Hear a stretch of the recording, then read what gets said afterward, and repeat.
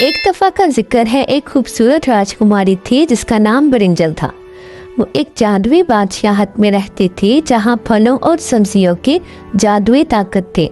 Brinjal princess का जिस्म सबज रंग का था और उसकी जल्द पर ज़बरदस्त जादुई चमक थी जो हर जगह रोशनी फैलाने का काम करती थी। ब्रिंजल प्रिंसेस का दिल बहुत नरम और मेहरबान था। वो हमेशा दूसरों की मदद करती थी और अपने लोगों के लिए खुशियाँ लाती थी।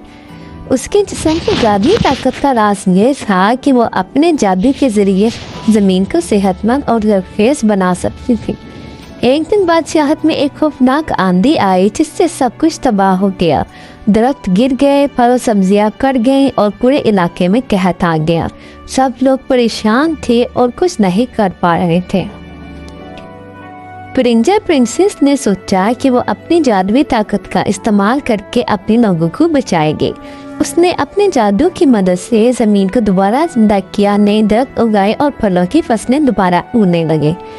सब लोग ब्रिंजल की बहादुरी और मेहरबानी की तारीफ करते थे। वो जानते थे कि उसके पास जादुई ताकत है जिससे इस दुनिया में फलों सब्जियों को बचा पाए और फिर से बादशाहत खुशहाल हो गई।